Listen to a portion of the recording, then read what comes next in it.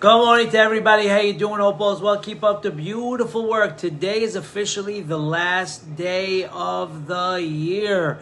And you are making a count by learning Mishnah, by learning Torah, by showing Hashem what is important to you. You're doing a little every single day, but you're not moving. It's Hog V'lo Ya'avor. You're not budging from it. And when Hashem sees that, He will bless you with massive blessings this year and every year, B'ezrat Hashem. It happens to also be Monday, Parashat Vayelech, and we're Erev Rosh Hashanah, and the Torah is the greatest blessing. We blow the shofar next to the Torah because the Torah is the greatest blessing. We are Masechet Menachot Perek Zayin Mishnah Bet Be'ezrat Hashem.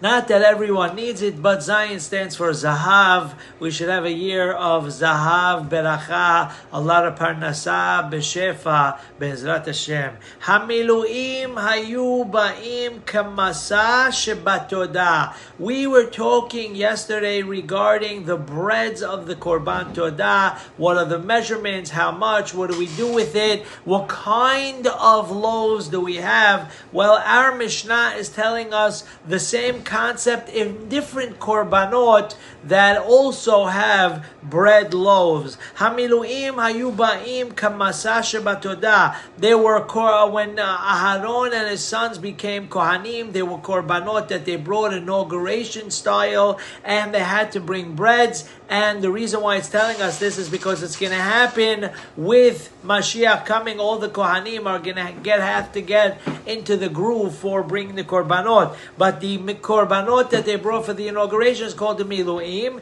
and the bread that they brought and the loaves were exactly like the loaves of the korban todah, and therefore it's the same halachot, chalot, urkikim, urvucha. We have matzah. We have in the world of matzah, there's also rikikin and revucha, and then we have the chalot, exactly like the todah. However, there is another korban that has breads as well.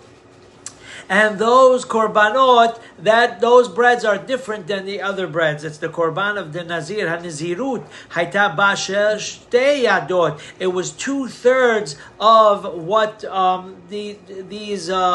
what they used to bring for the korban todah. But matzah shebat todah, chalot urkikim, not the revucha, only the chalot and only the kikim. Ve'em ba-revucha, nimtzu 10 kabin Yerushalmiyot. So the measurement is different. There were 10 kabin of the Yerushalayim measurement, shehem shisha esronot va'advayan, and it was 6 isronot with a little extra. Now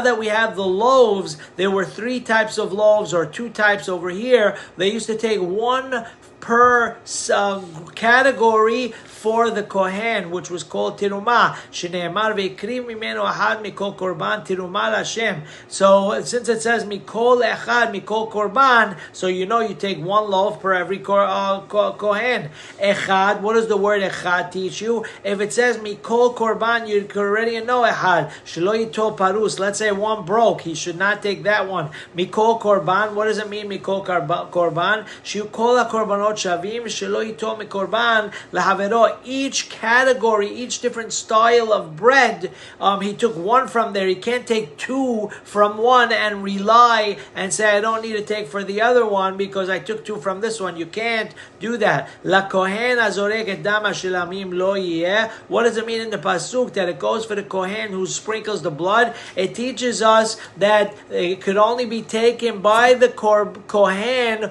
who's on duty at that moment. Vashar ne'echal la'ba'alim. And since it's 1-1-1, the Kohanim, that the Kohanim eat, the Balabayit, the one who brought the Korban, eats the rest. Mishnah Gimal, for the Geulah, this year the Geulah will come. Hashochet et hatodah bifnim. Someone who slaughters the Korban Todah inside. However, velachma chutz lahoma, the bread is outside of the walls of Jerusalem. We know the whole purpose of the chalot was to be attached to the Korban. But let's say they were outside the walls of Jerusalem. Did those breads become holy? And the answer is lo kadesh alechem. Shechata ad shelo karmu batanur. Let's say they're in the oven, but they didn't get fully baked. Let's say all of them were baked well, except for one. Lo kadesh alechem. The breads did not become holy if something happened to the korban, meaning to say it did not follow the korban with being on the level of holiness of the korban. Shechata chutz lizmana v'chutz lemkoma, as we were learning in Masechet Zevachim, if they slaughtered it with having intention that they're going to eat it out of the time or out of its place, kadesh halechem, the bread does become holy. Shechatav said terefa. Let's say they slaughtered it and they found out that the inside was not kosher, there was a hole in the lung or something of the like. Lo kadesh halechem, the bread did not become holy in that situation. Shechatav v'nemtzad balmum. Let's say they slaughtered it, it wasn't a terefa, but it did have a boo-boo, so it could live, but has a blemish. Over there it's a machloket. Rabbi Eliezer omer kadesh. Rabbi Eliezer says the bread is holy, but Chachamim omrim lo kadesh, the bread is not holy. Shehata shelo lishma. If it was slaughtered not for the right purposes, like we've been learning in the past, lo lishma v'chen ela miluim, also the ram of the miluim, v'chen shnei kivsei atzeret sheshachatan shelo lishman, the two kivasim that they brought on Shabuot that they slaughtered not lishma, lo kadesh alechem. All those three cases, the bread did not become holy. We'll do one more to put in the bank. Baruch Hashem, we're caught up for the holidays, and now we have to know that Shabbat is right after the holidays. Bezrat Hashem. Perek Zayin Mishnah Dalet. David ben Mashiach ben David will come. Nechsachim shekachu bekli v'nimtza zevach pasul. Similar to the breads, the question is, do the wine and the libations follow the korban? Let's say the korban was found pasul. Does the wine or whatever it might be follow that korban and become pasul? So the answer is, now you made the nisachim holy in the kli, in the utensil. So the question is, what do you do with the wine? Im yesham zevach acher. Let's say someone brought also a korban that needs the nisachim, so you could use that for that one. You could avoid more. However, v'em lav. But if not, yivselu belina. Then once the night comes, the wine is no good anymore. Velad toda utmurata. So now we're going back to the breads. We know bread follows the korban, but let's say by mistake there's two korbanot, you have to bring double breads. How do you have two korbanot? Let's say you had a mother korban todah, and then she gave birth at that moment. That little baby has to be brought as a todah. Also tmurata.